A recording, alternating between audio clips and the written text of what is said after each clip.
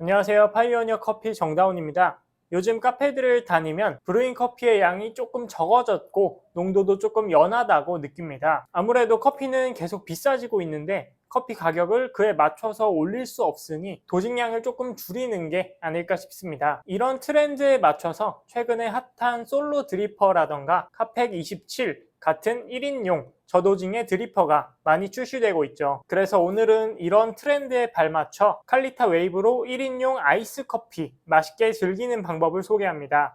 최근 커피 트렌드는 저도징 저농도라고 할 수 있습니다. 그 이유는 세 가지 정도로 정리해 볼 수 있는데요. 첫 번째는 좋은 품질의 커피가 많아졌습니다. 오래된 커피, 쓴맛이 강한 커피를 잘 추출하는 테크닉은 굵게 분쇄해서 짧게 추출하는 것입니다. 앞쪽의 성분만 가져가겠다는 거죠. 그런데 요즘 브루잉으로 내리는 커피들은 기본적으로 커피 품질이 좋기 때문에 분쇄를 가늘게 하거나 오래 추출한다고 부정적인 향미에 대한 걱정이 별로 없습니다. 두 번째는 커피 가격 상승입니다. 작년 하반기부터 급격하게 오른 커피 가격은 커머셜 커피는 물론이고 스페셜티 커피의 등급까지 가격이 크게 올랐습니다. 그런데 판매자 입장에서 가격을 계속 올릴 수 없으니 커피 사용량을 줄여 원가율을 낮추는 거죠. 마지막으로 라이트 로스팅의 대중화입니다. 라이트 로스팅은 기본적으로 산미가 많기 때문에 진하게 추출하면 오히려 산미를 부각시키고 단맛을 덜 느끼게 해서 부담스러운 커피가 됩니다. 하지만 농도를 연하게 하면 기분 좋은 신맛과 함께 단맛을 잘 살릴 수 있어서 오히려 커피 향미를 더 뚜렷하게 할 수 있습니다. 에스프레소 바에서 드시는 에스프레소가 별로 쓰지 않은 이유도 바로 이 때문입니다. 일반적인 카페의 에스프레소보다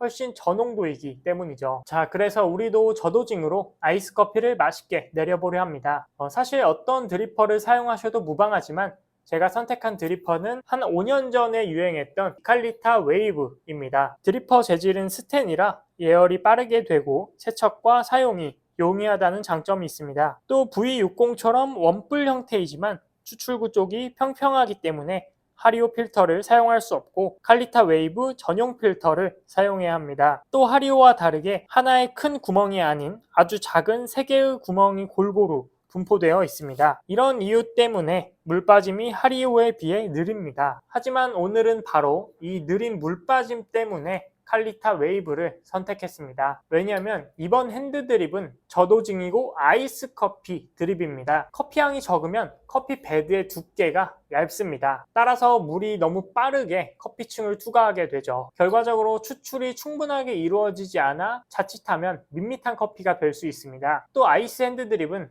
뜨거운 커피에 얼음을 넣어 차갑게 만드는 방식이기 때문에 따뜻한 핸드 드립에 비해 물을 더 적게 주입합니다. 최종 음료 농도를 고려해야 하기 때문이죠. 그런데 커피 사용량도 적고 물을 주입하는 양도 적은데 드리퍼 물 빠짐까지 너무 좋으면 난감하겠죠. 그래서 이때는 물 빠짐이 느린 칼리타 웨이브가 좋은 장점이 될 수 있습니다. 그럼 그냥 물 빠짐이 좋은 하리오 드리퍼에 분쇄도를 가늘게 해서 추출하면 되는 거 아니냐 라고 하실 수 있는데, 분쇄도는 단순히 추출을 느리게 하고 빠르게 하는 역할이 아니라 전체적인 커피 인상을 결정하는 매우 중요한 요인입니다. 분쇄도가 가늘수록 커피가 맛있어진다고 할 수 없고 도구에 맞는 적절한 분쇄도가 매우 중요합니다. 자, 그럼 이제 커피를 한번 추출해 보겠습니다. 자, 그럼 이제 커피를 함께 추출해 보겠습니다. 원두는 12g 사용하고요.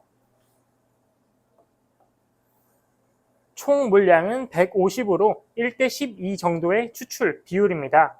추출은 336으로 할 예정이고요. 물 온도는 전기 포트가 끓으면 그냥 바로 드립 포트에 부어 주시면 됩니다. 그리고 분쇄도는 여러분이 평소 사용하시는 것보다 한 칸 정도 더 가늘게 해줍니다. 저는 콤팍 PK100에 분쇄도 530으로 세팅을 하는데 520으로 분쇄를 하겠습니다. 드리퍼는 필터 린싱 겸 한번 해주시고요.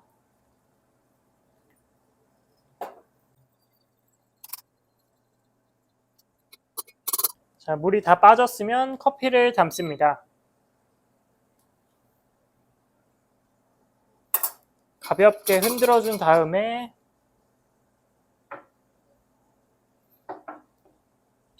서버에 얼음을 가득 담고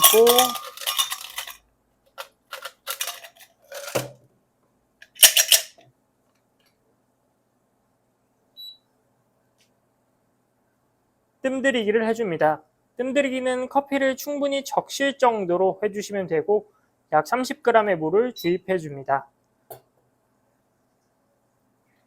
아이스는 총 투입 물량이 적기 때문에 뜸들이기는 50초 정도로 충분히 길게 해줍니다.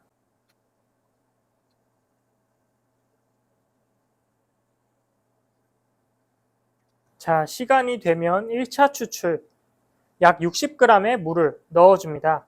물의 힘으로 강하게 푸어링을 해줍니다.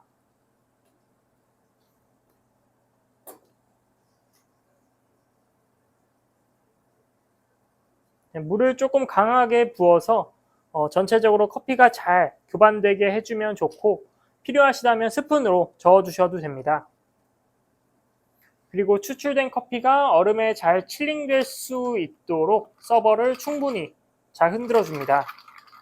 이게 생각보다 굉장히 중요한 단계입니다.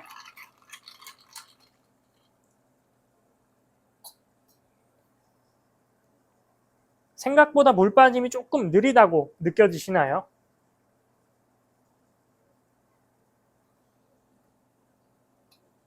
자, 이제 물이 다 빠졌고요.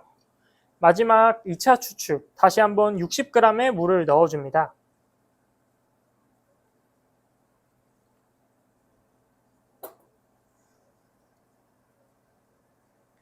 추출은 항상 물이 다 빠질 때까지 기다려줍니다.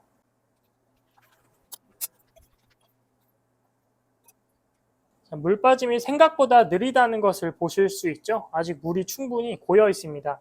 시간은 지금 2분 30초가 넘어가고 있습니다.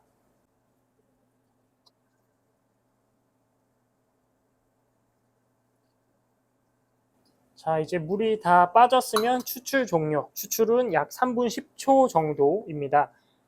이제 커피가 얼마나 추출됐는지 한번 확인해 보겠습니다.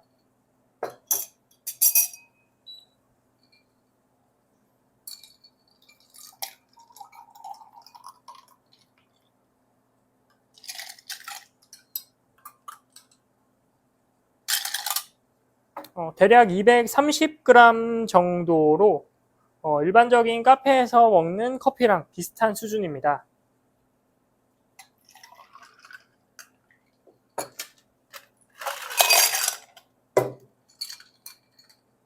이렇게 새 얼음에 담으면 가득 차는 걸 보실 수 있죠.